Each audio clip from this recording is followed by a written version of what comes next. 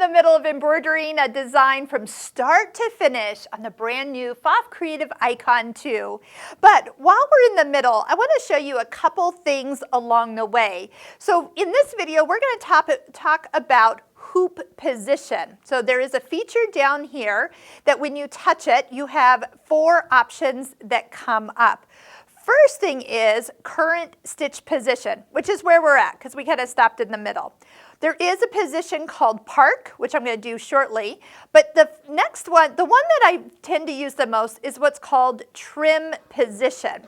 So what it does, I know it kind of looks weird because it moves the whole entire hoop, so your needle is sitting up at this top right corner. But if you ever have something like an applique that you might need to actually kind of trim away or maybe adjust something that you're stitching down for in the hoop project, this is a great thing to touch on screen so that you can kind of bring the hoop to you. I always feel like it's bringing a tray to me, and then I can do my magic, but I haven't had to take the whole entire hoop off the embroidery arm. Now there's a time and place, like if I'm doing some trimming for an applique and there's a flower or very intricate ins and outs that are around an entire area, I usually cannot angle my scissors to do that whole entire work. I'll take the hoop off the machine for something like that.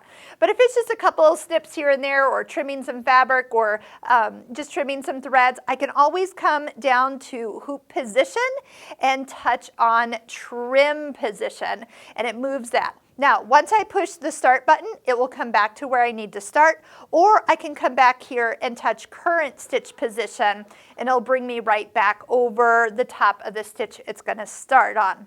Center position, if you needed to just kind of get back to the center, that is an option. And then there's park position. So let me show you what park position is going to look like. First off, it's going to ask for the hoop to be removed.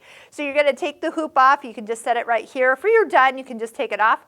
But it's going to take that embroidery arm and move it all the way over to the far left side.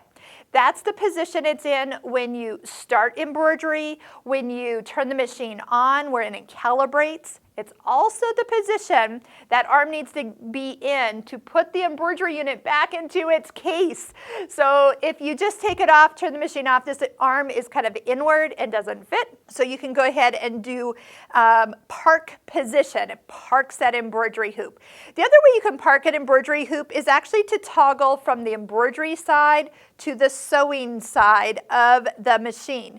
And then that way it will also move that embroidery arm over. Keep in mind that you can sew with the embroidery unit on and you don't have to take it off. So it's always something to consider if you're ever going to a class and then you're not doing an embroidery class, but you're doing a class where you might want some type of work surface and that embroidery arm is not going to be in your way. You can totally pack your embroidery unit, put it on for class, and have a total work surface for stitching. It's a little bit bigger than just your accessory box. So I'm going to push cancel here, and if I just come back to current position, I'm ready to pick up right where I started. But now you know what the hoop position feature is at the bottom of the screen.